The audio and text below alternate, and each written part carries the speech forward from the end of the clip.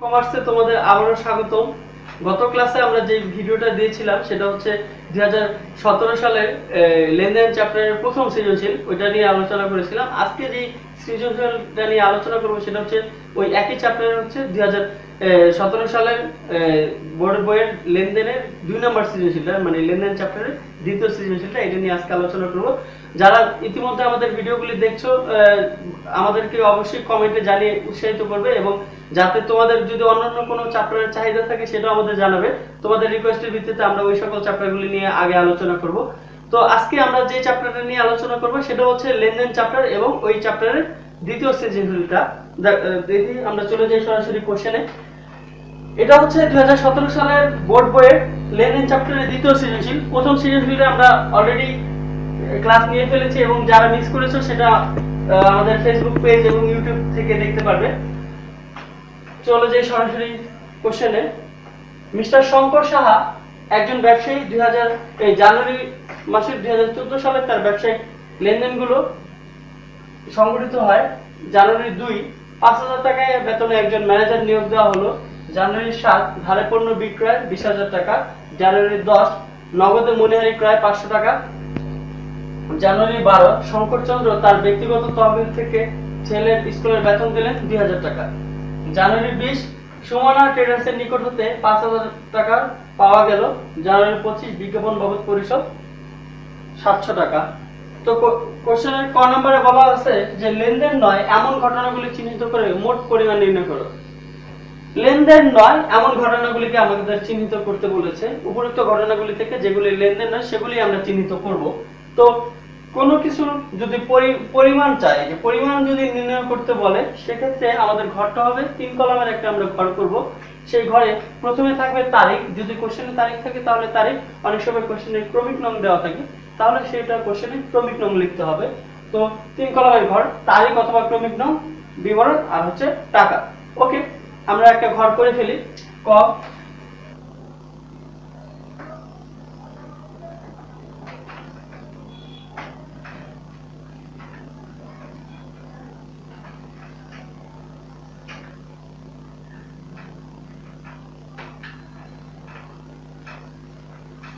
ওকে, এখানে হেডলাইন লিখতে হবে মিস্টার শঙ্করচন্দ্র সাহার যে সকল ঘটনাগুলো লেনদেন নয় তার পরিমাণ নির্ণয় করা হলো।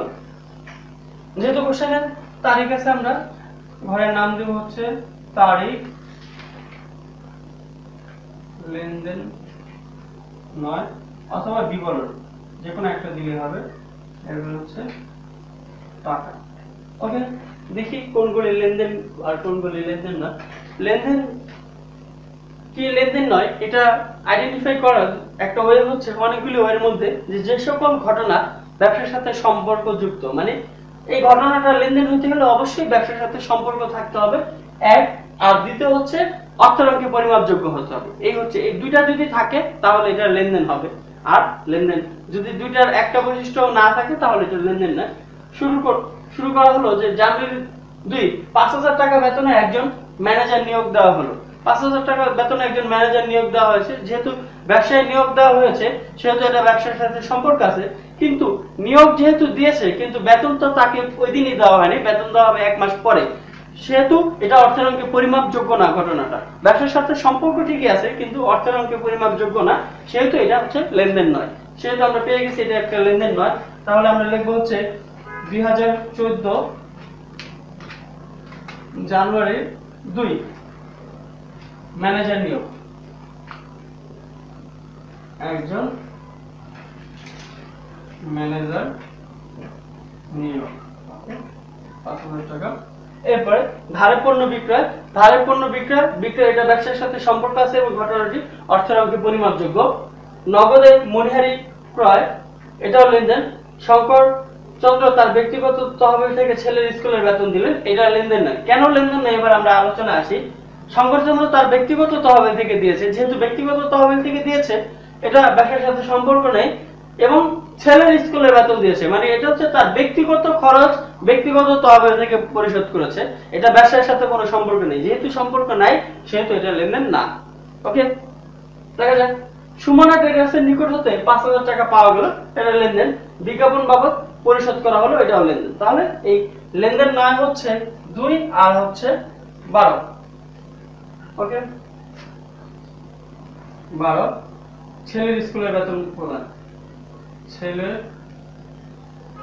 স্কুলের বেতন প্রদান। যদি এটা তার ব্যক্তিগত তহবিল থেকে পরিশোধ না করে ব্যবসায়ের তহবিল থেকে পরিশোধ করতো, সেক্ষেত্রে আবার এটা লেনদেন হতো। তো লেনদেন নয় এই দুইটাই আমরা পেয়ে গেলাম। 5 আর 2 7,000 টাকা। এখানে লিখব হচ্ছে মোট 7,000 টাকা এবং এটা হিসাবটা ক্লোজ করে দিতে হবে। উত্তর হচ্ছে 7,000 টাকা। যে সকল ঘটনাগুলি লেনদেন নয় সেটা হচ্ছে 7,000 টাকা। এই হচ্ছে আমাদের প্রথম দ্বিতীয় সৃজনশীলের ক নম্বর অ্যান্সার। এরপর আমরা খতে চলে যাব।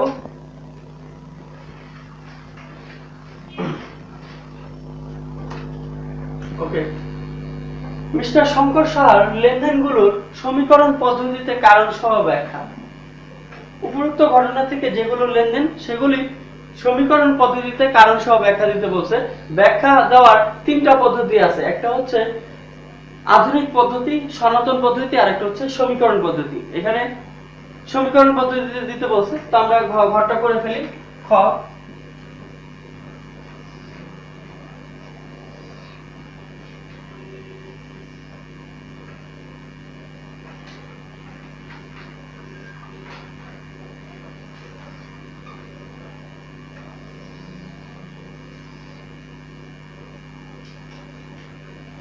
ওকে, ফার্স্টে হচ্ছে তারিখ, লিখবো লেনদেন কি নয়, লেনদেন কি না। এরপর হচ্ছে কারণ, ব্র্যাকেটে হচ্ছে a = l + p, কারণ এটা হচ্ছে সমীকরণ আমরা জানি, আর এইটা লিখে দিলে সমীকরণ পদ্ধতিতে কারণ হয়ে গেল। প্রথম জানুয়ারি 2 তারিখ, এটা লেনদেন না, যেহেতু লেনদেন না আমরা লিখে দিব যে লেনদেন নয়। আগে সালটা লিখি, 2014 জানুয়ারি 2, লেনদেন নয়। যেটা লেনদেন নয় সেটার আর কোনো কারণও নেই, এটা আমরা লিখে দিলাম। শেষ। এরপরে ধারে পণ্য বিক্রয়, ধারে পণ্য বিক্রয় এটা ব্যবসার সাথে সম্পর্ক আছে এবং এটা একটা হচ্ছে লেনদেন। যেহেতু লেনদেন আমরা লিখবো হচ্ছে লেনদেন। কারণটা হচ্ছে কি, ধারে পণ্য বিক্রয়, বিক্রয়ের ফলে বিক্রয়টা হচ্ছে আয়, ব্যবসায় আয় বৃদ্ধি পেয়েছে এবং ধারে পণ্য বিক্রয় করলে ধারে পণ্য বিক্রয়ের সাথে হচ্ছে দেনাদারের সম্পর্ক। তো দেনাদারটা হচ্ছে সম্পদ, এখানে লিখতে হবে দেনাদার এ বৃদ্ধি, আর হচ্ছে যেহেতু ধারে বিক্রয় করছে, বিক্রয় হচ্ছে আয়, আর আয় হলে ই বৃদ্ধি। ওকে,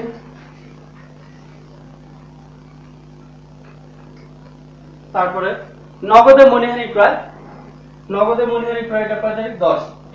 ওকে, মনিহারি ক্রয় এটা হচ্ছে লেনদেন, লেনদেন। মনিহারিটা হচ্ছে ব্যয়, একটা প্রতিষ্ঠানে মনিহারি ক্রয় করলে হচ্ছে ব্যয়, তাহলে হলো ব্যয়ের জন্য সমীকরণ হচ্ছে ই হ্রাস, এবং যেহেতু নগদ টাকা বিনিময় করা হয়েছে, নগদ টাকা কমে গেছে, নগদের জন্য হচ্ছে এ হ্রাস। ওকে, ই হ্রাস। এরপর শরৎচন্দ্র তার ব্যক্তিগত তহবিল থেকে ছেলের স্কুলে বেতন দিলেন, এটা আমরা জানি অলরেডি, এটা লেনদেন না, লেনদেন না। তাই আমরা লিখে দিব যে লেনদেন নয়। 12 তারিখ, লেনদেন নয়, যেটা লেনদেন নয় সেটার কোনো সমীকরণ পদ্ধতিতে কারণ নেই। এরপরে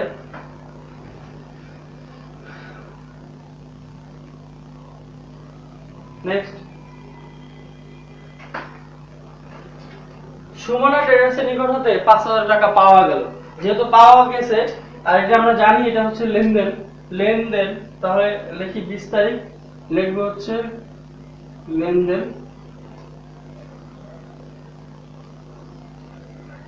ওকে, লেনদেন সুমনা ট্রেডার্সের নিকট থেকে পাওয়া গেছে, যেহেতু নগদ টাকা পাওয়া গেছে, তাই নগদ টাকা হচ্ছে এ সম্পদ বৃদ্ধি, মানে হচ্ছে এ বৃদ্ধি। আর আমরা সবসময় পাই হচ্ছে দেনাদারের কাছ থেকে আর দেই পাওনাদারকে, যেহেতু পেয়েছি এটা আমরা দেনাদারের কাছ থেকে পেয়েছি, আর দেনাদার হচ্ছে সম্পদ, তার কাছ থেকে যেহেতু টাকা পেয়ে গেছি সে এখন হ্রাস, লিখতে হবে দেনাদার এ হ্রাস। ওকে, এ বৃদ্ধি এ হ্রাস। নেক্সট, বিজ্ঞাপন বাবদ পরিশোধ, বিজ্ঞাপন বাবদ পরিশোধ এটা হচ্ছে লেনদেন। 25 তারিখ লেনদেন। বিজ্ঞাপনটা হচ্ছে ব্যয়, আর ব্যয়ের জন্য সমীকরণ হচ্ছে ব্যয় হলে ই হ্রাস, আর যেহেতু নগদ টাকায় বিজ্ঞাপন খরচ প্রদান করা হয়েছে তাই নগদ টাকা কমে গেছে, নগদান হচ্ছে এ হ্রাস। এই হচ্ছে আমাদের সমীকরণ পদ্ধতিতে কারণ। এখানে তোমরা হেডলাইন লিখে নিবে, জায়গা স্বল্পতার কারণে লিখতে পারলাম না। মিস্টার কোশ্চেনে যেটা আছে মিস্টার শঙ্করচন্দ্র সাহার লেনদেনগুলি সমীকরণ পদ্ধতিতে কারণ সহ ব্যাখ্যা করা হলো। ওকে, এখন আমরা চলে যাব হচ্ছে গ নাম্বার অ্যানসার। গয়ে বলা হয়েছে মিস্টার শঙ্করচন্দ্র সাহার লেনদেনগুলো দ্বারা হিসাব সমীকরণের উপাদানগুলোর প্রভাব দেখাও। তো হিসাব সমীকরণ যদি শুধু হিসাব সমীকরণের প্রভাব দেখাইতে বলে সে তখন আমরা একটা 3 কলামে ঘর করে ফেলবো।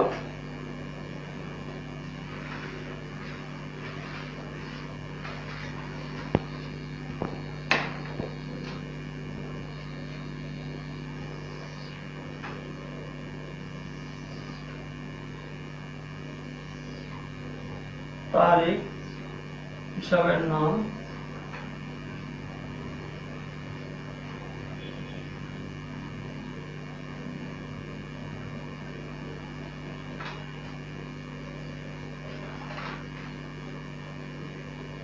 প্রভাব,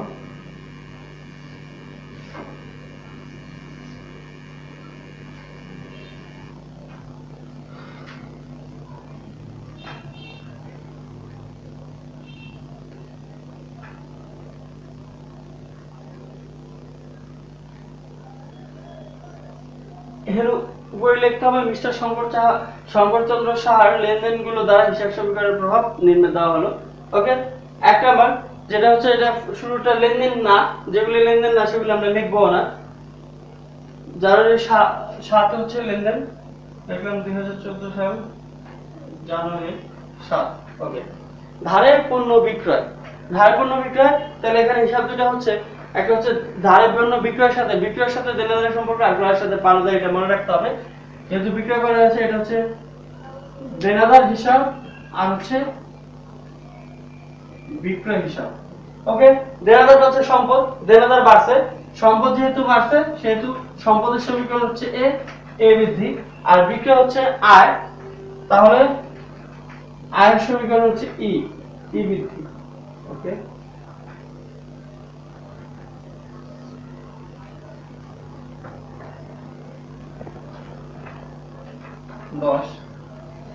নগদে মনিহারি ক্রয়, তাহলে একটা হচ্ছে মনিহারি হিসাব আবার একটা হচ্ছে নগদান হিসাব। মনিহারি হিসাব, নগদান হিসাব। মনিহারি এটা হচ্ছে ব্যয়, আর ব্যয় হচ্ছে ব্যয় বাড়লে ই হ্রাস হয়, ই হ্রাস। ওকে,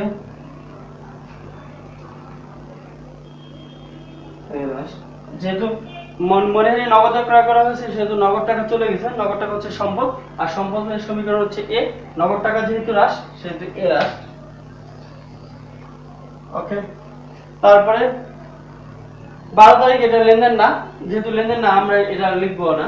এরপর হচ্ছে 20 তারিখ সুমনা ট্রেডার্সের নিকট থেকে পাওয়া গেল, সুমনা ট্রেডার্সের নিকট থেকে পাওয়া গেল, যেহেতু পাওয়া গেছে নগদ টাকা বৃদ্ধি,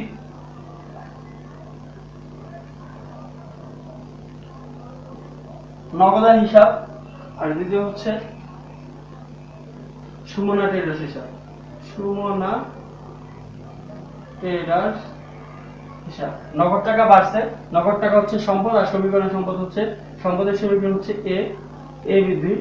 আমরা পাই সবসময় দেনাদারের কাছ থেকে, আর দেই হচ্ছে পাওনাদারকে। যেহেতু পাইছি সুমনা ট্রেডার্স আমাদের দেনাদার ছিল, দেনাদার হচ্ছে সম্পদ, আর সম্পদ কি হয়েছে এখানে সম্পদ হ্রাস হয়েছে, সম্পদের সমীকরণ হচ্ছে এ হ্রাস। ওকে, তারপরে বিজ্ঞাপন বাবদ পরিশোধ, বিজ্ঞাপন বাবদ পরিশোধ। তো বিজ্ঞাপনটা হচ্ছে ব্যয় বৃদ্ধি পেয়েছে,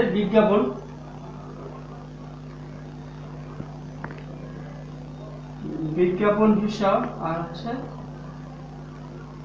নগদান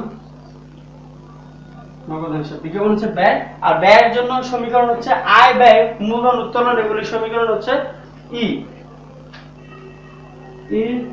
হ্রাস, ব্যয় হলো ই হ্রাস। আর যেহেতু নগদ টাকাও কমে গেছে সেহেতু নগদটা হচ্ছে সম্পদ, আর সম্পদের সমীকরণ হচ্ছে এ হ্রাস। এই হচ্ছে মোটামুটি আমাদের অ্যান্সার গ। তো আমরা যে নেক্সট আমরা আজকে করলাম হচ্ছে লেনদেন চ্যাপ্টারের 2 নাম্বার সৃজনশীল। নেক্সট আমাদের যে ভিডিওটা থাকবে সেটা হচ্ছে লেনদেন চ্যাপ্টারের 3য় সৃজনশীলটা নিয়ে আমরা ভিডিওটা করব। তো আমাদের এই লাস্ট যে ভিডিওগুলি আছে তোমরা এগুলি অবশ্যই দেখবে, এবং দেখে আমাদের ইউটিউব চ্যানেলে এই সকল ভিডিওগুলি আবার আপলোড করা হবে। ফেসবুক পেজ আছে স্কুল অফ কমার্সের এবং গ্রুপ আছে, সেই সকল বিষয় সেই পেজ গ্রুপ এবং ইউটিউবে যে তুমি আমাদের ভিডিওগুলি দেখতে পারবে, এবং অবশ্যই আমাদের ফেসবুক চ্যানেল সাবস্ক্রাইব করবে এবং আমাদের ভিডিওগুলি বেশি বেশি শেয়ার করবে। ধন্যবাদ সবাইকে।